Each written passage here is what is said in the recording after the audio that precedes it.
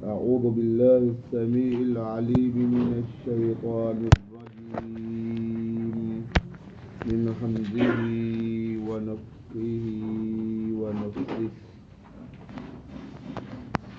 يا أيها الذين آمنوا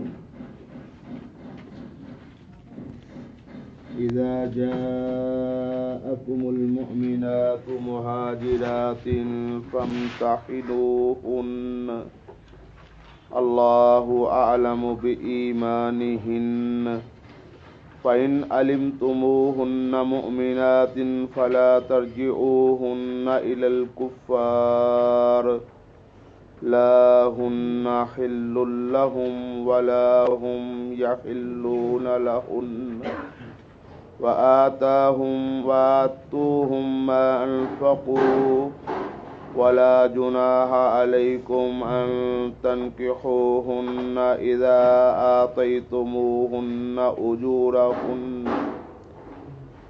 ولا تمسكوا بإثم الكوافر واسألوا ما أنفقتم وليسألوا ما أنفقوا ذلكم حكم الله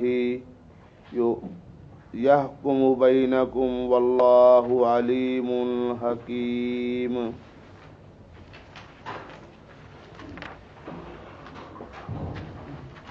یہاں سے ایک اور مضمون شروع کیا جا رہا ہے. پیچھے تھا کہ کافروں کے ساتھ دوستی نہیں لگانی، اور اس حوالے سے پھر مختلف صورتیں بیان فرمائی. پھر یہ بیان فرمائی کہ تمہاری جو ہے حسن سلوک جو ہے وہ کچھ کافروں کے ساتھ کیا جا سکتا ہے، نیکی کی جا سکتی ہے. جو تمہارے ساتھ لڑنے والے ہیں ان کے ساتھ تو بالکل کوئی گنجائش نہیں ہے، لیکن جو لڑنے والے نہیں ہیں اور تمہارے ساتھ وہ صلح کے ساتھ رہنے والے ہیں کافر، جزیہ دیتے ہیں، ٹیکس دیتے ہیں، تو ان کے ساتھ نیکی کرنے میں، حسن سلوک کرنے میں کوئی حرج نہیں. یہاں سے آگے ایک اور بات شروع کی جا رہی ہے. نبی کریم صلی اللہ علیہ وآلہ وسلم نے سن 6 ہجری میں جب عمرے کا ارادہ فرمایا، عمرے کے لیے تشریف لے گئے، تو کافروں نے رسول اللہ صلی اللہ علیہ وآلہ وسلم کو عمرہ کرنے سے روک دیا. نبی کریم صلی اللہ علیہ وآلہ وسلم نے ان کو صاف کہا کہ میں لڑنے کے لیے تو نہیں آیا، نہ ہم ہتھیار لے کے آئے ہیں، نہ ہم تیاری کر کے آئے ہیں لڑائی کی، اور نہ ہمارا کوئی یہ پروگرام تھا. ہم تو بیت اللہ کا طواف کرنے آئے ہیں، عمرہ کرنے آئے ہیں. انہوں نے کہا ہمیں نہیں پتا، ہم نے آپ کو داخل نہیں ہونے دینا مکے میں اور طواف نہیں کرنے دینا. تو کافروں کی طرف سے ایک وفد آیا، سہیل بن عمر وہ تھے اس میں وفد کے سربراہ، ان کی نگراں وہ بات چیت کر رہے تھے، اور ادھر سے نبی کریم صلی اللہ علیہ وآلہ وسلم ان کے ساتھ بات چیت کر رہے تھے. تو پھر ان کے ساتھ نبی کریم علیہ السلام کا ایک معاہدہ طے پایا. اس معاہدے میں یہ تھا کہ آج چلے جائیں واپس، تو پھر آئندہ آ کے آپ عمرہ کر لیں، ابھی اسی سفر میں ہم آپ کو عمرے کی اجازت نہیں دیں گے. اور مزید کچھ شرطیں تھیں.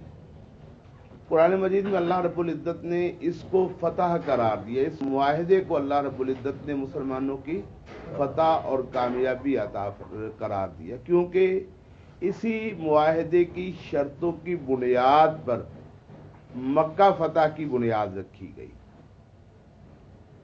تو مختلف شرطیں جن میں سے کچھ مسلمانوں نے خوشی کے ساتھ قبول کر لی، اور کچھ ایسی تھی کہ جو انہوں نے قبول کرنے سے انکار کیا، لیکن انہوں نے کہا کہ اگر یہ شرط نہیں مانیں گے تو ہم معاہدہ ہی نہیں کریں گے. تو نبی کریم علیہ السلام کی چاہت اور اللہ رب العزت یہ چاہتے تھے کہ یہ معاہدہ ہو جائے، تو اس لیے رسول اللہ صلی اللہ علیہ وسلم نے بظاہر ان سخت شرطوں کو بھی قبول فرما لیا. صحابہ کرام پریشان بھی ہوئے، انہوں نے یہ سوچا بھی کہ یہ ایسا کیوں ہوا ہے. بعض صحابہ نے تو اپنے اظہار بھی کیا کہ کیا ہم حق پر نہیں ہیں، اگر حق پر ہیں تو ہمیں اس طرح کے معاہدے کی کیا ضرورت تھی؟ تو رسول اللہ صلی اللہ علیہ وسلم نے خیر اپنے ساتھیوں کو مطمئن بھی کیا اور معاہدہ بھی کیا۔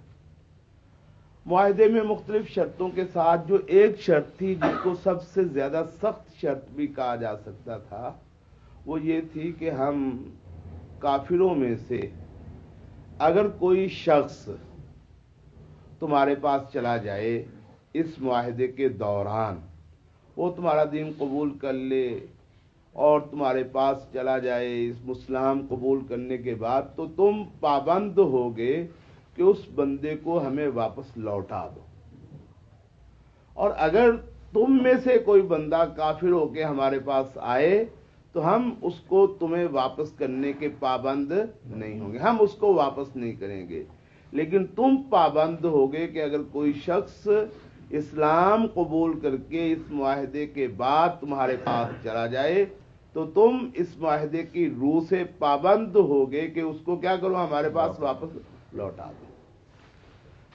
اچھا، اللہ رب العزت نے جب کوئی کام کرنا ہوتا ہے تو عقل مار دیتا ہے۔ ان کی عقل ماری گئی کہ انہوں نے یہ بات لکھی کہ ہم میں سے کوئی شخص، رجل کا لفظ لکھا انہوں نے معاہدے میں کہ کوئی آدمی، صحیح بخاری میں ہے کہ انہوں نے یہ لکھا کہ ہم میں سے اگر کوئی آدمی تمہارے پاس آ جائے تو تم پابند ہوگے کہ اس کو کیا کرو، واپس کرو۔ تو کہا بھی کہ یہ شرط، یہ تو ناانصافی کی شرط ہے نا کہ تمہارے لیے اصول اور ہے اور ہمارے لیے اصول اور ہے۔ انہوں نے کہا نہیں تھے، پھر نہ صحیح رہنے دو۔ تو چونکہ فائدہ تھا اللہ رب العزت کے علم میں اس معاہدے کے نتیجے میں بہت بڑا، تو نبی کریم علیہ السلام نے ان کی یہ شرط قبول کر لی۔ اچھا، اس معاہدے میں شخص کا لفظ ہے، رجل کا لفظ ہے۔ فطری بات ہے، رجل بولا جاتا ہے مرد پر، عورت پر تو نہیں بولا جاتا لفظ یہ رجل کا۔ اچھا، ان کے عقل میں یہ بات آئی نہیں کہ عورت کا بھی وہ علیحدہ تذکرہ کر دے، یا کوئی ایسا لفظ لکھ لے جو عورت اور مرد دونوں پر بولا جاتا ہو، یہ بھی نہ کر سکے اور نہ کوئی علیحدہ لفظ بول سکے۔ ان کے وہم و گمان میں بھی یہ بات نہیں ہے کہ ایسے بھی ہو سکتا ہے۔ خیر، معاہدہ لکھا گیا۔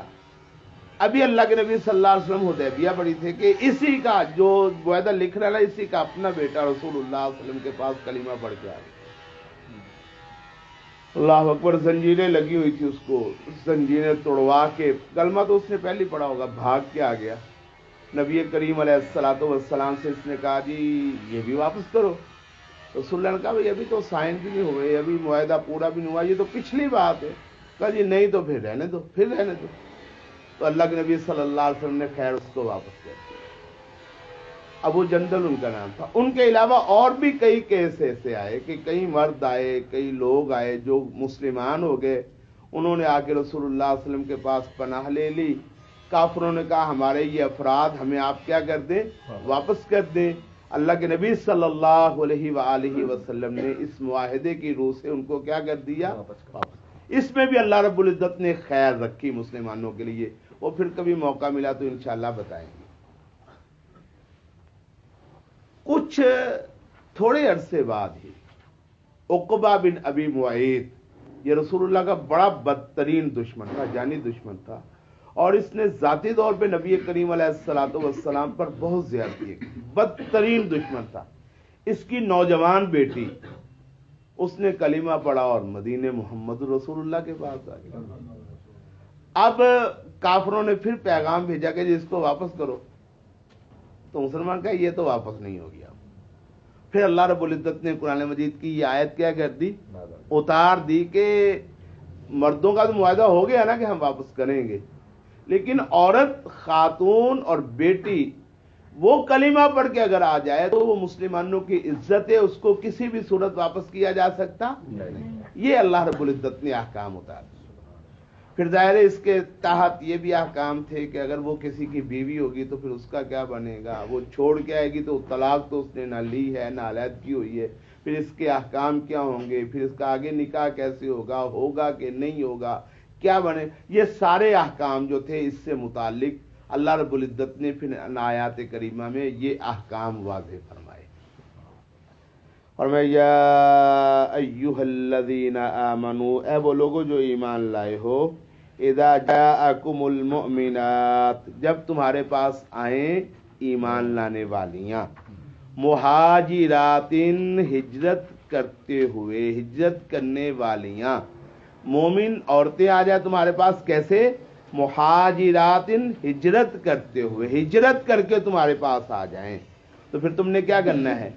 فامتحنوہن، تو تم نے ان کی جانچ کرنی ہے، ان کو کیا کرنا ہے؟ امتحان کرنا ہے، چیک کرنا ہے کہ واقعتاً ایمان قبول کیا ہے یا کوئی اور چکر تو نہیں ہے۔ اچھا یہاں پہ ایک اور سوال پیدا ہوتا ہے، عورتوں کے بارے میں فرمایا کہ اگر عورتیں ہیں تو ان کا ایمان کیا کرنا ہے؟ تم نے چیک کرنا ہے۔ مردوں کے بارے میں نہیں فرمایا کہ مردوں کا ایمان چیک کرنا ہے، کہیں پہ آیا؟ کیوں بھائی سوال پیدا ہوتا ہے کہ نہیں ہوتا؟ کہ عورتوں کا تو یہ فرمایا فامتحنوہن، ان کا ایمان کیا کرنا ہے؟ تم نے چیک کرنا ہے، ان کے ایمان کی جانچ کرنی ہے تم نے۔ تو کیا مرد آ جائے تو اس کے ایمان کی جانچ کی ضرورت نہیں ہے؟ تو کرنی کیوں نہیں ہے؟ اس لیے نہیں کرنی کہ مرد کے ایمان کی جانچ کرنے کی تمہیں ضرورت نہیں ہوتی، میدان جہاد میں خود ہی پتہ چل جاتا ہے۔ کیا خیال ہے جی؟ جب مرد آئے گا تو اگلے دن اس کو کیا کرنا پڑے گا؟ جہاد، پتہ لگ جائے گا کہ نہیں لگ جائے گا منافق ہے کہ مرد صحیح مومن ہے؟ فوراً پتہ چل جائے گا۔ اچھا پھر اسی طرح جہاد اور ہجرت، جہاد اور ہجرت دو چیزیں ہیں جو ایمان کی کیا کرتی ہیں؟ تصدیق کرتی ہیں، جن کے ساتھ ایمان کا کیا ہوتا ہے؟ امتحان ہوتا ہے۔ ہجرت تو وہ کر کے آ گیا، ہجرت تو کر کے آ گیا، اور جہاد مسلمان اس دور میں تو جہاد مسلسل کرتے تھے، یہ تو آج کے مسلمان جو جہاد کرتے نہیں، اس دور میں تو جہاد مسلسل جاری تھا، ایک جنگ ختم ہوتی تھی دوسری ختم ہوتی تھی، تیسری پھر چوتھی۔ تو جہاد اور ہجرت کے ساتھ مرد کے ایمان کا امتحان خود بخود ہو جاتا ہے۔ تو میں عورت ہے تو اس کے ایمان کا امتحان کرنا، کیونکہ عورتوں کو جہاد کے میدان میں جانے سے اللہ نے کیا دی ہوئی ہے؟ رخصت دی ہوئی ہے۔ عورتوں کو جہاد کے میدان میں جانے سے کیا ملی ہوئی ہے؟ چھٹی ملی ہوئی ہے۔ وہ نہ بھی جائے جہاد تو ان پر جہاد ان کا گھر میں ہے، ان کا جہاد حج ہے، عمرہ ہے، ان کو جہاد میں جانے کی رخصت ہے۔ تو اس لیے فرمایا کہ عورتوں کو کیا کرنا ہے؟ تم نے فامتحنوہن، ان کے ایمان کو تم نے کیا کرنا ہے؟ تیسری بات، ایمان تو ہوتا ہے دل کی کیفیت کا نام، کون سی انویسٹیگیشن ہے اور کون سا وہ آلہ ہے جس کے ساتھ تم ان کے دل کے ایمان کو چیک کیا جا سکے گا۔ تو اللہ رب العزت نے ان کے دل کو چیک کرنے کا تمہیں مکلف نہیں بنایا، دل کے فیصلے تم نہیں کر سکتے، تم کر سکتے؟ ہاں یہ ہے کہ ان کا ایمان، اگلی آیت میں تذکرہ آئے گا کہ انہوں نے بیعت کی اس بات پر، اس بات پر، اس بات پر، وہ باتیں اگر وہ مان لیں تو اس کا مطلب وہ کون ہے؟ مومن ہے۔ اگلی آیت میں وہ باتیں آ جائیں گی، آپ سن لیں گے دوبارہ۔ یا ایھا الذین آمنوا، وہ لوگوں جو ایمان لائے ہو، اذا جاءکم المؤمنات، جب آ جائیں تمہارے پاس مومن عورتیں، مہاجرات، ہجرت کرتے ہوئے، فامتحنوہن، تو تم نے کیا کرنا ہے؟ ان کی جانچ کرنی ہے، ان کا امتحان کرنا ہے۔ اللہ تعالی اعلم، زیادہ جاننے والا ہے، بایمانہن، ان کے ایمان کے متعلق۔ اشارہ ہے کہ دل کی باتوں کا فیصلہ تم کر سکتے، وہ تو اللہ کے ذمہ ہے نا، تم نے بس ظاہر سے ان سے سوالات اور جوابات لے لینے، اور ان سوال و جواب کی بنیاد پر ان کے ایمان کا تم نے کیا کر لینا ہے؟ فیصلہ کرنا ہے۔ فَإِنْ عَلِمْتُمُوهُنَّ، پس اگر تم جان لو ان کو، مؤمنات، ایمان والیاں، فَلَا تَرْجِعُوهُنَّ إِلَى الْكُفَّارِ، تو نہ لوٹاؤ تم ان کو کافروں کی طرف، تم ان کو کافروں کی طرف۔ اچھا مکے والے وہ معاہدہ لکھ کے ایسے پھنس گئے کہ اب ان وہ یہ بھی نہیں کہہ سکتے واپس کرو، کیوں نہیں کہہ سکتے؟ کہ معاہدے میں تو مردوں کا ذکر ہے، عورتوں کا تو تذکرہ ہے ہی نہیں، تو وہ معاہدہ ہی اللہ رب العزت نے ان کو کیا کر دیا؟ الٹا ڈال دیا۔ فَإِنْ عَلِمْتُمُوهُنَّ مُؤْمِنَاتٍ، پس اگر تم ان کو جان لو مومن، فَلَا تَرْجِعُوهُنَّ إِلَى الْكُفَّارِ، تو نہ لوٹاؤ تم ان کو کافروں کی طرف۔ لَا هُنَّ حِلٌّ لَهُمْ، نہیں ہے یہ عورتیں حلال ان مردوں کے لیے، لا ہن، نہیں ہے یہ عورتیں، حل حلال لہم ان مردوں کے لیے. کلمہ پڑھنے والی عورت کافر مرد کے لیے حلال نہیں ہے. لا الہ الا اللہ محمد الرسول اللہ پڑھنے والی عورت لا الہ الا اللہ محمد الرسول اللہ پڑھنے والے مرد کے لیے کسی صورت بھی حلال نہیں. ہاں کافر عورت جیسے عیسائیوں کی یا یہودیوں کی، اس کے ساتھ مسلمان کا نکاح ممکن ہے. کچھ صورتوں میں اجازت ہے، جائز ہے کہ مسلمان عیسائیوں کی عورتوں سے کیا کر سکتا ہے؟ نکاح کر سکتا ہے. یہودیوں کی عورت سے کیا کر سکتا ہے؟ نکاح. لیکن لا الہ الا اللہ پڑھنے والی عورت کسی بھی صورت میں کسی کافر کے نکاح میں نہیں آ سکتی. اچھا کافر کے نکاح میں ہو، نکاح میں نہیں آ سکتی، یہ تو بہت آگے کی بات ہے نا. اللہ کہتا ہے کافر کے نکاح میں ہے، اس کے نکاح میں ہونے کے باوجود فرمایا لا ہن حل لہم، یہ عورتیں ان مردوں کے لیے کسی بھی صورت میں حلال. جب تم واپس بھیجو گے تو ظاہر ان کے خامد وہ پکڑیں گے، ان کو قابو کریں گے، وہ کہیں گے آگے بیوی ہماری. اللہ کہتے ہیں ان کے لیے حلال نہیں تو کیسے واپس بھیج سکتے. ولا ہم، اور نہ وہ مرد یحلون حلال ہیں لہن ان عورتوں کے لیے. یہ بھی قانون بن گیا کہ مسلمانوں کی عورت کسی بھی صورت میں اگر پہلا نکاح بھی ہو کافر کے ساتھ تو اس کے پاس رہ سکتی نہیں. نیا نکاح تو پھر کیسے اس کی اجازت ہو سکتی ہے. تو مسلمان عورت کا نکاح کسی بھی صورت میں غیر مسلم کے ساتھ برقرار نہیں رہ سکتا. اچھا اگلا سوال یہ پیدا ہوتا ہے کہ جب آ جائیں گی تو ظاہر ہے وہ کہیں گے جی ہم نے حق مہر دیا ہوا ہے، میری بیوی ہے، میں نے خرچہ کیتا ہے. اور آپ کو بتایا کہ حق مہر یہ ہمارے معاشرے میں کہ خرچہ کون کرتے ہیں؟ عورتوں والے. اسلامی معاشرے میں تو یہ نہیں ہوتا تھا، اور عرب کے معاشرے میں تو بالکل نہیں ہوتا تھا کہ عورتوں کی طرف سے خرچہ. اور نکاح پر خرچہ کس کا ہوتا تھا؟ مرد کا. وہ کہیں گے جی ہم نے خرچہ کیا ہوا، حق مہر دیا ہوا ہم نے. اور آپ کو بتایا عربوں میں تو حق مہر چنگا بھلا ہوتا ہے، تو ہم نے اس کو حق مہر دیا ہوا ہے، بیوی تو میری یہ حق مہر بھی دیا ہوا ہے بھی ان کے ساتھ کیا صلح ہے، ان کے ساتھ کیا معاہدہ ہو چکا ہے، صلح ہو چکی ہے. تو اب اگر وہ حق مہر کا مطالبہ کرے تو پھر کیا کرنا ہے؟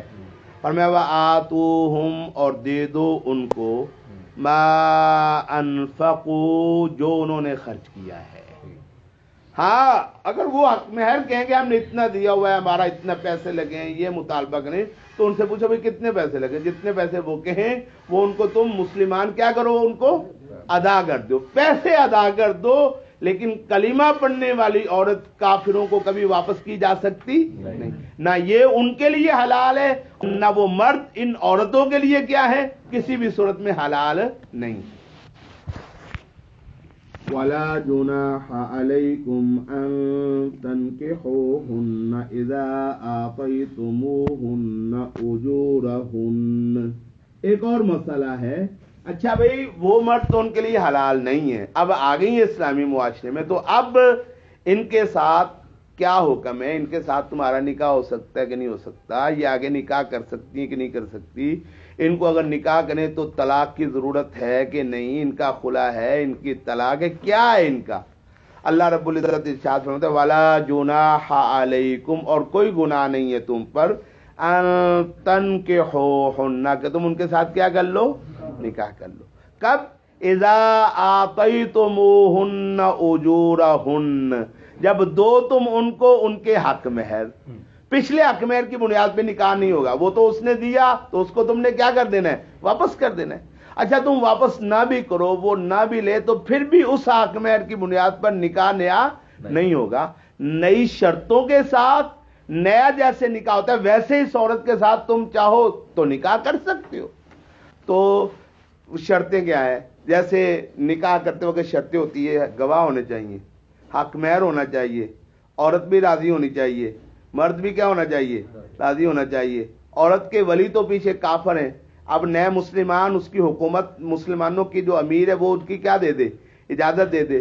پھر شرط ہے کہ اگر پیچھے کسی کے نکاح میں تھی تو اس کی عدت بھی کیا ہو جائے؟ تو بھائی عدت بھی کیا ہو جائے؟ عدت بھی مکمل ہو جائے. کیونکہ عدت کے دوران نکاح کرنے سے تو خطرہ ہے نا، ہو سکتا ہے اس کا عمل سے کوئی بچہ بچی ہونے والا ہو، تم بھی نکاح کر لو، یہ تو ویسے ہی جائز نہیں ہے. عدت بھی پوری ہو چکی ہو، وہ گواہ بھی موجود ہوں، حق مہر بھی ہوں، اور جناب ولی کی اجازت یعنی حکومت کی طرف سے اجازت بھی ہو، مسلمانوں کی حکومت کی طرف سے، عدالت کی طرف سے اجازت ہو، پھر نکاح ہو سکتا ہے۔ پھر اس کے ساتھ کیا ہو سکتا ہے؟ یہ تب ہے جب وہ عورت خود نکاح کرنا چاہے، خود نکاح کرنا چاہے۔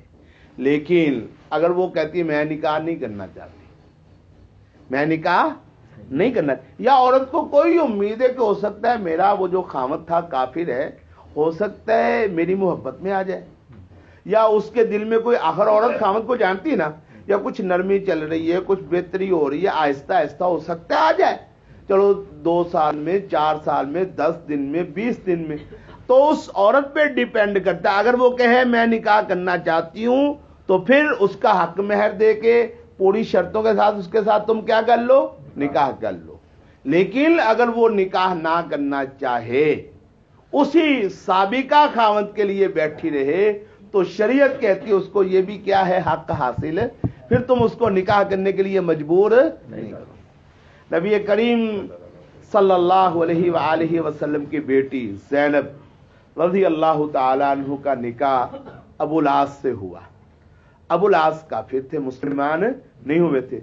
زینب رضی اللہ تعالی عنہا کو رسول اللہ صلی اللہ علیہ وسلم نے پہلے تو پیغام بھیج دیا کہ تو اتر رہ رہی ہے مکے میں، تو اپنے خامد کو قریب نہیں آنے دینا، کیونکہ وہ تیرے لیے اور تو اس کے لیے حلال نہیں ہے۔ خیر پھر زینب کو اللہ کے نبی صلی اللہ علیہ وسلم نے اس کے خامد کو کہا کہ اس کو واپس بھیج دو۔ وہ بڑا شاندار آدمی تھا، کفر کے باوجود بات کا پکا تھا، اس نے رسول اللہ صلی اللہ علیہ وسلم کی بیٹی کو کیا کر دیا؟ واپس مدینے میں بھیج دیا۔ 6 سال تک زینب نے نکاح نہیں کیا، زینب نے نکاح 6 سال کے بعد زینب کے جو پرانے خامد تھے ابو العاص رضی اللہ تعالیٰ عنہ، اللہ نے ان کو توفیق دی، مسلمان ہو کے مدینے آ گئے۔ جب مدینے آ گئے تو اسی پرانے نکاح پر 6 سال بعد رسول اللہ صلی اللہ علیہ وسلم نے حضرت زینب کی انہی کے ساتھ کیا کر دی؟ رخصتی کروا دی۔ تو ایک ہے کہ وہ آ گئی ہیں تو اللہ فرماتے ہیں ان کے خامندوں کو انہوں نے جو حق مہر دیا ہے وہ تم کیا کر دو؟ دے دو۔ اور دینے کے بعد وہ عورت اگر نکاح کرنا چاہے نیا تمہارے اندر کسی کے ساتھ تو نکاح کر سکتی ہے، لیکن اس کے لیے گواہ ہوں گے، اس کے لیے نکاح ہوگا، اس کے لیے کیا ہوگا؟ نئے سے حق مہر ہوگا، پھر اس کی نکاح ہو سکتا ہے۔ لیکن اگر وہ نکاح نہیں کرنا چاہتی، پرانے خاوند کا انتظار کرنا چاہتی، تو اس کو حق حاصل ہے، جب کبھی بھی پرانا خاوند اس کا آ جائے مسلمان ہو کر تو پھر ان کو اب نئے نکاح کی ضرورت ہے نہیں۔ اس خاوند کا پرانا وہ جو نکاح ہے وہی برقرار رہے گا جب وہ خاوند کیا پڑھ لے گا؟ لا الہ الا اللہ محمد الرسول اللہ پڑھ لے گا۔ بات سمجھ آئی ہے جی؟ یا ایھا الذین آمنوا، اے وہ لوگوں جو ایمان لائے ہو، اذا جاءکم المؤمنات، جب مومن عورتیں تمہارے پاس آئیں، مہاجرات ہجرت کرنے والیاں، فامتحنوہن، تو ان کی جانچ کر لو اچھی طرح۔ اللہ عالم بایمانہن، اللہ تعالیٰ اچھی طرح جانتے ہیں ان کے ایمان کو۔ فإن علمتموہن مؤمنات، پس اگر تم جان لو ان کو مومن، فلا ترجعوہن الی الکفار، تو نہ لوٹاؤ تم ان کو کافروں کی طرف۔ لا ہن حل لہم، وہ کافر مرد یہ عورتیں نہیں حلال ان کافر مردوں کے لیے، ولا ہم یحلون لہن، اور وہ کافر مرد حلال نہیں ہیں ان مسلمان عورتوں کے لیے۔ وآتوہم ما انفقوا، اور دے دو ان کو جو انہوں نے خرچ کیا۔ ولا جناح علیکم، اور کوئی گناہ نہیں تم پر، ان تنکحوہن، کہ تم ان عورتوں کے ساتھ نکاح کر لو، اذا آتیتموہن اجورہن، جب تم ان کو دے دو ان کے حق مہر۔ تو آج اگر کوئی عورت جو ہے وہ عیسائیوں میں سے یا ہندوؤں میں سے مسلمان ہو کے ہمارے پاس آ جاتی ہے، عدالت میں آ جاتی ہے، تو اس کا حکم بھی یہی ہے جو ان عورتوں کا اللہ نے بیان کیا۔ وَلَا تُمْسِكُوا بِعِصَمِ الْكَوَافِرِ، یہ سوال یہ تھا کہ ان میں سے کوئی عورت مسلمان ہو کے تمہارے پاس آ جائے۔ اگلا سوال پیدا ہوتا ہے کہ تم میں سے کوئی عورت کافروں کی ہے، کلمہ تم نے پڑھ لیا، مسلمانوں کے پاس کافروں کی عورتیں، تو جب یہ آیت ہوتی ہے، حضرت عمر رضی اللہ تعالیٰ عنہ کے نکاح میں 2 کافر عورتیں تھیں، باقی عورتوں نے ان کی بیویوں نے کلمہ پڑھ لیا، 2 عورتوں نے حضرت عمر کے نکاح میں موجود تھی، انہوں نے کلمہ نہیں پڑھا۔ حضرت عمر رضی اللہ تعالیٰ عنہ نے ان کو طلاق دے دی. طلاق لے کے وہ چلی گئی. پھر ایک نے نکاح ابو سفیان سے کر لیا, ایک نے کسی اور سے کر لیا, وہ کافر تھے ابھی تک. تو یہ آگے اس سوال کا جواب. اور میں ولا تم سکو, اور مت روکو, بے اسم الکوافری, کافروں کی عصمتوں کو, کافروں کی عورتوں کو. مطلب کیا ہے کافروں کی؟ اگر کافروں کی عورتیں تمہارے نکاح میں ہیں, وہ اسلام قبول نہیں کرنا چاہتی, تو ان کو زبردستی اپنے گھروں میں روکنے کی ضرورت نہیں ہے. ان کو بھی تم کیا کرو, ان کے پاس بھیج دو, ان کے والدین کے پاس یا کافروں کے پاس ان کو بھیج دو. وَاسْأَلُوا مَا أَنفَقْتُمْ, اور تم مطالبہ کر لو, ما انفقتم, جو تم نے ان پر خرچ کیا. سوال وہی ہے, پہلے ہم نے تو ان کو حق مہر دیا ہوا اتنا زیادہ, تو وہ, اور میں ان پر جو تم نے حق مہر دیا ہے اس کا کافروں سے کیا کر لو, تم مطالبہ کر لو. وَلْيَسْأَلُوا, اور وہ بھی مطالبہ کریں, وہ بھی سوال کر لیں, ما انفقوا, جو انہوں نے خرچ کیا. جو انہوں نے اپنی عورتوں پر حق مہر دیا اور وہ عورتیں مسلمان ہو کے آ گئی, وہ تم سے حق مہر مانگ سکتے ہیں. جو تم نے اپنی عورتوں پر حق مہر دیا اور وہ کافر نہیں اور واپس چلی گئی, وہ کافروں سے تم ان کا حق مہر کیا کر سکتے ہو, مانگ سکتے ہو, اس کا سوال کر سکتے ہو. ذالک الحکم اللہ, یہ اللہ کا حکم ہے. یحکم بینکم, اللہ اس کے ساتھ فیصلہ کرتا ہے تمہارے درمیان. واللہ علیم الحکیم, اور اللہ تعالی علم رکھنے والا, حکمت والا ہے.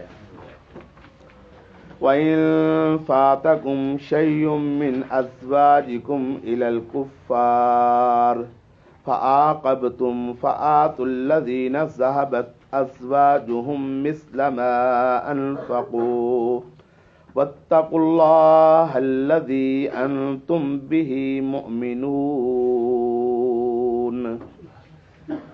کافر دو قسم کے ہوتے ہیں. کتنی قسم کے ہوتے ہیں؟ دو قسم کے. ایک پہلے بھی آپ کو بتایا میں نے, ایک وہ ہوتے ہیں جن کے ساتھ مسلمانوں کی کیا چل رہی ہوتی ہے, جنگ, لڑائی ہو رہی ہوتی ہے. اور ایک وہ جن کے ساتھ مسلمانوں کی کیا ہوتی ہے, صلح ہوتی ہے, جنگ نہیں ہوتی.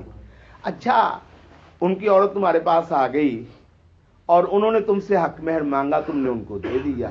تمہاری عورتیں ادھر چلی گئیں, انہوں نے ان کا حق مہر تم نے ان سے مانگا, انہوں نے تمہیں دے دیا. یہ تو تب ہے نا جب ان کے ساتھ کیا ہے, تمہاری صلح ہے. اگر جنگ ہو رہی ہے تو حق مہر دیں گے؟ پھر سوال پیدا ہوتا حق مہر مانگنے کا یا دینے, پھر تو یہ سوال ہی پیدا نہیں ہوتا نا. پھر تو جنگ, پھر آؤ گولی کے ساتھ پھر تو کام چلتا ہے نا. تو اللہ کہتا ہے اگر تو صورتحال یہ ہے کہ صلح ہے ان کے ساتھ, تو جو عورتیں مسلمان ہو کے ادھر آ گئی, ان کا تم نے ان کا حق مہر ان کے سابقہ خامدوں کو دے دیا, اور جو ان کی عورتیں کافر تمہارے پاس سے ان کے پاس چلی گئی, انہوں نے حق مہر مانگا, تم نے ان کو کیا کر دیا, دے دیا. اچھا, اگر یہ صورتحال نہیں ہے, بالفرض ایسی عورت ہے کہ وہ کافروں کی بیٹی ہے, اور وہ کافر بھی ایسے ہیں جن کے ساتھ تمہاری کیا ہو رہی ہے, جنگ ہو رہی ہے, دشمنی چل رہی ہے, تو اب کیا مانگنا, کیا دینا, اور کیا حق مہر کا چکر, پھر کیا کرنا ہے, اس کا جواب آگے دیا. وَإِن فَاتَكُمْ, اور اگر فوت ہو جائے, کم تم سے, شیئن کچھ, من ازواجکم, تمہاری بیویوں سے, الی الکفار, کافروں کی طرف. کوئی عورت تمہاری وہ کافروں کی طرف چلی جائے, فَعَاقَبْتُمْ, حق مہر بھی نہ ملے تو فَعَاقَبْتُمْ, پھر بدلہ لو تم, پھر کیا کرو, بدلہ دو تم. فَعَاقَبْتُمْ, پھر بدلہ دو تم. بدلہ کیسے دو, فَآتُوا الَّذِينَ ذَهَبَتْ أَزْوَاجُهُمْ, تو دے دو ان لوگوں کو جن کی بیویاں چلی گئی, مِثْلَ مَا أَنفَقُوا, اس کے برابر جو انہوں نے کیا کیا ہے, خرچ کیا. مطلب یہ ہے کہ اگر مسلمانوں کے پاس سے کافروں کی کچھ عورتیں جو ان کی بیویاں تھیں وہ چلی گئیں ادھر, تو اب تم نے حق مہر مانگنا تو مانگ تو سکتے نہیں کہ ان سے جنگ ہے, تو اب کیا کرنا ہے. اللہ کہتا ہے ان کا جتنا حق مہر ان خامدوں نے خرچ کیا تھا, تم اس کو خود دے دو. کیا کرو, خود دے دو. پورا کیسے کرو گے؟ اچھا, پورا ایسے کرو گے, دو صورتیں ہیں پورا کرنے کی. ایک صورت یہ ہے کہ کافروں کی عورتیں بھی کچھ ایسے کافروں کے تمہارے پاس آئیں گی نا جنہوں نے کلمہ بھی نہیں پڑھا اور جناب ان کے ساتھ تمہاری جنگ ہے, تو انہوں نے حق مہر واپس نہیں نہ دینا, تو تم نے جو ان کو دینا تھا وہ ان کو دے دو. سمجھ آئیے بات کی؟ जो उनके खामदों को तुमने हक महर देना था वो तुम क्या करो, इनको दे दो, तो ये क्या होगा, बदला हो जाएगा, बराबर हो जाएगी। दूसरी सूरत, चलो ऐसी कोई औरत नहीं आए तो उनके साथ क्या हो रही है, जंग हो रही है। जंग में माले गनीमत आएगा कि नहीं आएगा? जब माले गनीमत आएगा तो माले गनीमत की तकसीम से पहले पहले जिन मुसलमानों की बीवियां काफिरों की तरफ चली गई उनके हक महर का हिसाब पहले कर लो। बात समझ आइए? दो सूरतें हैं किसकी, हक महर का हिसाब किताब करने की। जो मुसलमानों के पास काफिरों की औरतें इनके निकाह में थी और वो काफिरों के पास चली गई, तो जाहिर है इनका जो हक महर आखिर इन्होंने खर्च किया होना, किसी के 10 लाख खर्च किया हुआ है, किसी ने 5 लाख खर्च किया हुआ है, ऐसे सारे 32 रुपए वाले लोग तो नहीं सन होते हैं, तो खर्च तो इन्होंने किया हुआ। कहेंगे यार साड़ियां बुढ़ियां भी 50 छड़ियां, हक महर भी गया, तो अब क्या करना है इनको, अब तुमने इनको हक महर देना है। अच्छा कैसे देना है? एक सूरत तो ये तुम उनसे मांगो भाई तुम्हारी औरतें आ गई तो इनका हक महर दो, वो लड़ाई हो रही है। जब लड़ाई हो रही तो फिर जो उनकी औरतें तुम्हारे पास आएंगी उनका हक महर जो तुमने उनको देना था वो इनको दे दो, हिसाब बराबर। या फिर उनके साथ जब जंग होगी, जंग के दौरान जब तुम्हें माले गनीमत मिलेगा तो माले गनीमत में से पहले इनका क्या करोगे, तुम हक महर अदा करोगे, बाकी हिसाब क्या करोगे बाद में। बात मुश्किल तो नहीं है, कोशिश तो मैंने की थोड़ी आसान करके समझ भी आ गई। वइन फातकुम शैउम मिन अज़वाजिकुम इलल कुफ्फार, और अगर चली जाए कोई चीज तुम में से, तुम्हारी बीवियों में से, इलल कुफ्फारी काफिरों की तरफ, फ़आक़बतुम, तो इनके जो खामद हैं उनको क्या करो, उनका बदला दो, जो उन्होंने हक महर खर्च किया हुआ उसका उनको क्या दे दो, बदला। तो कैसे दो, फ़आतुल्लज़ीना, तो दो लोगों को, ज़हबत अज़वाजुहुम, जिनकी बीवियां चली गई हैं, मिस्ल मा अनफ़क़ू, जो उन्होंने खर्च किया है। तो कहां से दो, किस खाते से दो, दो खाते हैं, एक जो उनकी बीवियां तुम्हारे पास आई हैं वो हक महर इनको दे दो, और दूसरा माले गनीमत में से। वत्तकुल्लाह अल्लज़ी, और डर जाओ अल्लाह ताला से जिसने, अंतुम बिही मुमिनून, जिस पर तुम क्या लाते हो, ईमान। उस अल्लाह से डर जाओ जिस अल्लाह पर तुम क्या लाने वाले हो, ईमान लाने वाले हो।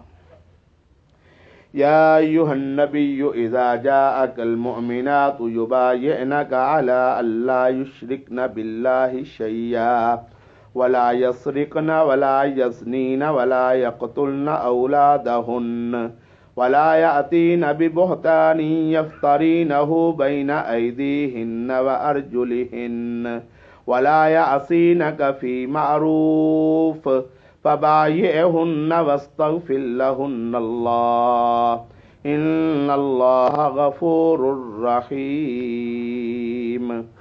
या अय्युहन नबिय्यु, ए नबी, इज़ा जाअकल मुमिनात, तो जब आपके पास मोमिन औरतें आए, युबायि'नका, वो आपकी बैत करें, क्या करें, बैत करें, किस बात पर, अला अल्ला युश्रिकना बिल्लाहि, वो इकरार करें कि अल्लाह के साथ वो किसी को शरीक नहीं करेंगे, वला यसरिकना, और चोरी भी नहीं करेंगी। उस मुआशरे में चोरी चूंकि आम थी इसलिए चोरी का पहले कहा, अल्लाह के साथ वो किसी को शरीक नहीं करेंगी और चोरी भी नहीं करेंगी। वला यज़नीना, और जना भी, जिना और बदकारी भी आम थी उस मुआशरे में। वला यक़तुलना औलादहुन्ना, और वो अपनी औलाद को कत्ल नहीं करेंगी, ये भी उस मुआशरे में आम था। औलाद को कत्ल करने की एक सूरत ये है कि उसको गोली मार के मार दो, उसको कत्ल कर दो, उसको कोठे से फेंक दो, पानी में डुबो दो, ये भी सूरत है ना। ये भी सूरत है औलाद को कत्ल करने की कि उसके पैदा होने से पहले गोलियां खानी शुरू कर दो। क्यों भाई, ये भी तो औलाद को क्या करने की सूरत है, कत्ल करने की सूरत है। ये भी सूरत है कि बच्चा पैदा होने वाला हो गया तो जाया करवा दो, ये भी एक सूरत है ना। अच्छा, तो जाया करवाना, इसी तरह गोलियां खानी, और इसी तरह पैदाइश से रोकना, और इसी तरह किसी ना किसी तरीके से बच्चा पैदा ना होने देना, और पैदाइश के बाद मारना या पहले, ये सारी सूरतें। वला यक़तुलना औलादहुन्ना, और वो नहीं कत्ल करेंगी अपनी औलाद को। वला यातीना बिबुहतानि यफ्तरीनहु बैना अयदीहिन्ना, और वो नहीं आएगी किसी ऐसे बोहतान के साथ। बोहतान कहते हैं किसी पर ऐसा झूठ बांधना जिसको सुनते ही वो हैरान परेशान हो जाए। बोहतान हैरान करने को कहते हैं। आप किसी पे ऐसा झूठ बांधो कि सुनते ही वो क्या हो जाए, ओए मेरे ते वहमो ख्याल भी नहीं थे, तो कि तो गल कड्डी है। ऐसा झूठ जिसको सुनते ही वो क्या हो जाए, परेशान हो जाए, इसको बोहतान कहते हैं। ولا یاتین اور وہ نہیں آئیں گی کسی بہتان کے ساتھ جو باندھتی ہیں وہ بین ایدیہن و ارجلہن اپنے سامنے، ہاتھ اور پاؤں کے آگے یعنی اپنے سامنے، ولا یعصینک فی معروف کچھ چیزیں جو اس معاشرے میں عام تھی ان کا نام لے دیا، باقی فرمایا کسی بھی اچھے کام میں محمد وہ آپ کی نافرمانی نہیں کریں گی۔ تو جب آپ کے پاس عورتیں آئے ہیں وہ ان باتوں پر بیعت کریں، شرک نہیں کریں گی اللہ کے ساتھ، کچھ چوری نہیں کریں گی، زنا نہیں کریں گی، اپنی اولاد کو قتل نہیں کریں گی، بہتان نہیں باندھیں گی، اور نیکی کے کسی بھی کام میں آپ کی نافرمانی نہیں کریں گی، تو آپ نے کیا کرنا ہے فبایعہن، تو اے محمد صلی اللہ علیہ وسلم ان کی بیعت لے لینی ہے، ان سے بیعت، ان کو بیعت کر لینا ہے۔ واستغفر لہن اللہ، اور ان کے لیے اللہ سے کیا کرنی ہے؟ استغفار کرنا ہے۔ ان اللہ غفور الرحیم، بے شک اللہ تعالیٰ بخشنے والا۔ تو پیچھے جو فرمایا فامتحنوہن، ان کے ایمانوں کا کیا کرنا ہے؟ امتحان۔ تو ایمانوں کے امتحان کیا ہے؟ یہ اقرار کروانے، یہ کیا کروانے ہیں؟ اگر وہ ان چیزوں کا اقرار کر لیں تو اس کا مطلب وہ کون ہے؟ ان کی بیعت قبول کر لو۔ یہ نہیں کہہ سکتے ایک عورت اقرار بھی کرے پھر بھی تو نہیں تو جھوٹ بولنی ہے، ایسے نہیں کہہ سکتے۔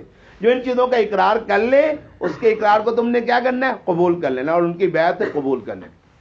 نبی کریم صلی اللہ علیہ وآلہ وسلم مردوں کے ساتھ بیعت کرتے تھے کہ مرد آپ کے ہاتھ پہ ہاتھ رکھ کے اقرار کرتے تھے۔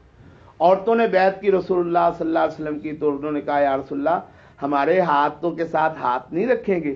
اللہ کے نبی صلی اللہ علیہ وسلم میں انی لا اصافح النساء، میں عورتوں کے ساتھ مصافحہ نہیں کرتا۔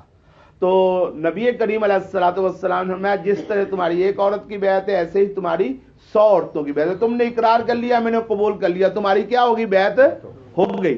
اب ہاتھ کے ساتھ ہاتھ ملانے کی کوئی ضرورت نہیں ہے۔ تو اس سے ایک معلوم ہوتا ہے کہ عورت کے ہاتھ کے ساتھ ہاتھ ملانا اگر کافروں کی نقالی میں ہو تو پھر بھی ناجائز ہے، درست نہیں ہے۔ اگر وہ شیخ ہینڈ ہو تو پھر وہ جائز نہیں ہے، اور اگر وہ ہو کہ پیر صاحب برکت واسطے ہاتھ ملا رہے ہیں تو پھر بھی جائز نہیں ہے۔ برکت کے لیے ہاتھ ملانا بھی ہاتھ ملانے سے معاملہ اگے پہنچ گیا بہت ہے۔ اب تو حاجیاں مینوں کوٹ کے لایا ایک حاجی نے، پتہ نہیں کی کہتے ہیں، تو اب تو یہاں تک نوبت پہنچ گئی نا، اور جناب سینے کے ساتھ لگائی جاتی ہیں اور پھر دبایا جاتا ہے اور پتہ نہیں کیا کچھ ہوتا ہے۔ اللہ ان ظالموں کو ہدایت نصیب۔ عورت اور مرد جو ہے یہ ٹھنڈی اور تتی تار کی طرح، جب بھی آپس میں ملیں گے شرارے نکلیں گے۔ کیا نکلیں گے؟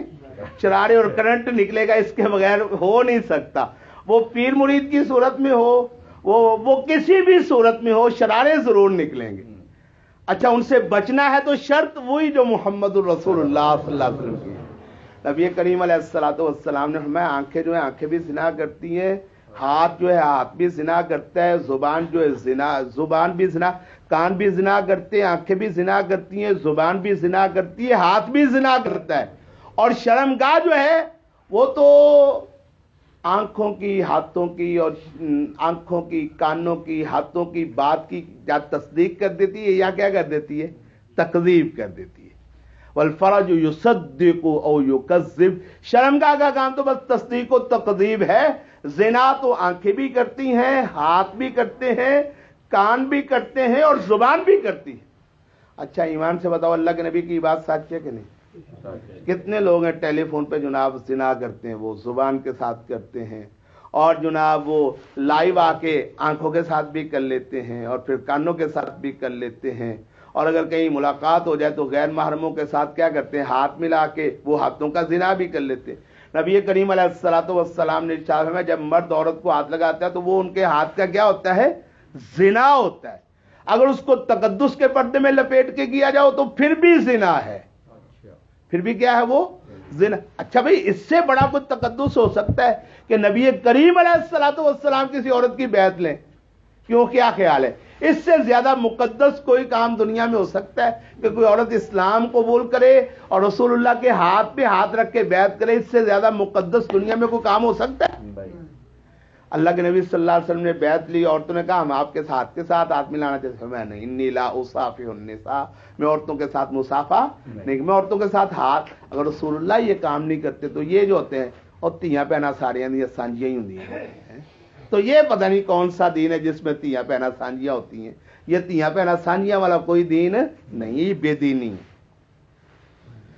نبی کریم علیہ الصلوۃ والسلام سے بیعت 3 قسم کی ثابت ہے. کتنی قسموں کی بیعت ثابت ہے؟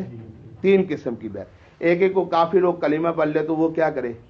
بیعت کرے. کافر ہو کلمہ پڑھے تو کیا کرے؟ بیعت کرے. ایک کچھ خاص اعمال کسی بندے میں رسول اللہ دیکھیں یا کوئی کہے کہ میں یہ کام کروں گا، رسول اللہ اس سے کچھ کام کروانے کا وعدہ کریں اور وہ اس کام پر کیا کر لے؟ بیعت کرے.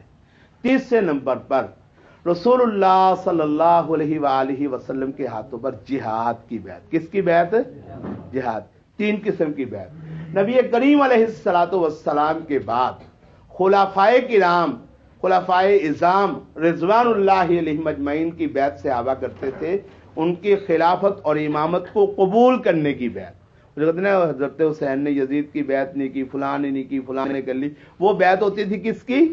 کہ ہم تم کو امیر المومنین مانتے ہیں، تسلیم کرتے ہیں. یہ 4 قسم کی بیعت ہے. 5ویں قسم کی کوئی بیعت شریعت میں نہیں ہے. 5ویں قسم کی کوئی بیعت، یہ پیری مریدی کی بیعت، یہ سلسلوں کی بیعت، یہ فلاں سلسلہ ہے، فلاں سلسلہ ہے، ساڈے پیر صاحب نے، ساڈے مرشد نے، ان میں سے کوئی بیعت رسول اللہ صلی اللہ علیہ وسلم سے ثابت نہیں. نبی کریم کی بیعت کریں تو کیا خیال ہے؟ امت میں فرقہ بازی ہو سکتی ہے؟ وہ تو اتفاق کی بات. اچھا رسول اللہ کے علاوہ جو ہے میں بھی بیعت لینی شروع کر دوں، یہ بھی بیعت کرنا شروع کر دیں، یہ بھی بیعت کرنی شروع کر دوں، ان کا سلسلہ اپنا ہوگا، ان کا اپنا ہوگا، ان کا اپنا ہوگا، میرا اپنا ہوگا. امت میں کتنے سلسلے بن گئے؟ 4 سلسلے. فرقے بازیاں ہوگی کہ نہیں ہوگی؟ جتنے زیادہ بیعت کریں گے اتنے زیادہ کیا ہوں گے؟ سلسلے ہوں گے. اتنے زیادہ کیا ہوں گے؟ فتنے ہوں گے. اتنا زیادہ فرقہ بندی ہوگی. تو اس بیعت کی کوئی تصور شریعت میں نہیں. یا ایھا النبی، اے نبی صلی اللہ علیہ وسلم، اذا جاءک المؤمنات، جب آپ کے پاس مومن عورتیں آئیں، یبایعنک، وہ آپ کی بیعت کریں، علی اللہ یشرکن باللہ، اس بات پر کہ وہ اللہ کے ساتھ کسی کو کوئی شریک نہیں بنائیں گی، ولا یسرقن، اور چوری نہیں کریں گی، ولا یزنین، اور زنا نہیں کریں گی، ولا یقتلن اولادہن، اور یہ کہ اپنی اولادوں کو وہ قتل نہیں کریں گی، ولا یأتین ببہتان یفترینہ بین ایدیہن وارجلہن، اور وہ کوئی ایسا بہتان نہیں باندھیں گی اپنے سامنے، اپنے ہاتھوں اور پیروں کے سامنے، ولا یعصینک فی معروف، اور بیعت کریں آپ کی کہ وہ کسی نیک کام میں آپ کی نافرمانی. فی معروف کی شرط اس لیے لگائی کہ لوگوں کو پتہ چل جائے نبی کریم نیکی کے علاوہ کوئی کام اور کہتے ہی نہیں. فبایعہن، تو آپ ان کی بیعت قبول کر لیجئے، واستغفر لہن اللہ، اور ان کے لیے آپ اللہ سے کیا کریں؟ استغفار کریں. ان اللہ، بے شک اللہ تعالی، غفور الرحیم، بخشنے والا، مہربان. یا ایھا الذین آمنوا، اے وہ لوگوں جو ایمان لائے ہو، لا تتولوا قوما غضب اللہ علیہم، مت دوستی کرو ایسی قوم سے جن پر اللہ ناراض ہو گیا ہے. یہ وہی مضمون دہرایا جا رہا ہے جو شروع سے بیان ہو رہا ہے نا. شروع سے اس کو کیا کیا، اب دہرایا گیا ہے، اور اب پورے مضمون کا خاتمہ اس بات پہ کیا کہ احکام ٹھیک ہے تم کو بتا دیے، لیکن اصل یہ ہے کہ ان کے ساتھ کسی بھی صورت میں دلی دوستی کیوں نہیں لگانی کہ اللہ کا ان پہ کیا ہے؟ غضب ہے. تم ان سے دوستی لگاؤ گے تو تم پر بھی اللہ کا کیا ہو جائے گا؟ غضب ہو جائے گا. یا ایھا الذین آمنوا، وہ لوگ جو ایمان لائے ہو، لا تتولوا قوما، مت دوستی لگاؤ ایسی قوم سے، غضب اللہ علیہم، کے ناراض ہوا اللہ ان پر، قد یئسوا من الآخرۃ، وہ آخرت سے مایوس ہو گئے، کما یئس الکفار، جس طرح کافر آخرت سے مایوس ہو گئے، من اصحاب القبور، قبروں والوں سے. قبروں میں جو کافر چلے گئے نا، اچھا انہوں نے تو دیکھ لی آخرت، دیکھ لی کہ نہیں دیکھ لی؟ اچھا ان کو پتہ چل گیا کہ جوتے پڑھنے قبر میں کیا ہو جاتے ہیں؟ شروع ہو. وہ قبروں میں چلے گئے، قبروں میں جوتے شروع ہو گئے، ان کو انجام کا پتہ چل گیا. اچھا اب ان کو آخرت سے کیا ہو گئی ہے؟ مایوسی. آخرت سے کیا ہو گئی ہے؟ تو جس طرح قبروں میں جانے والے کافر آخرت سے مایوس ہو گئے، تو یہ کافر جو اللہ کے مغضوب ہیں یہ بھی آخرت سے کیا ہو گئے ہیں؟ اسی طرح مایوس ہو گئے.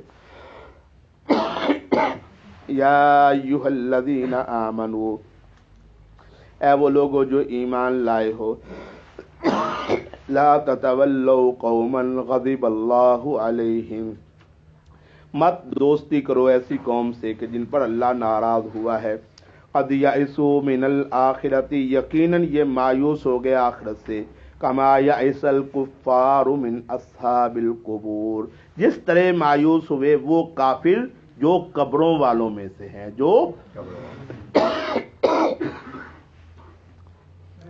اللہ سے دعا ہے اللہ سمجھنے کے عمل کرنے کی توفیق دے۔ وآخر دعوانا الحمد للہ رب العالمین۔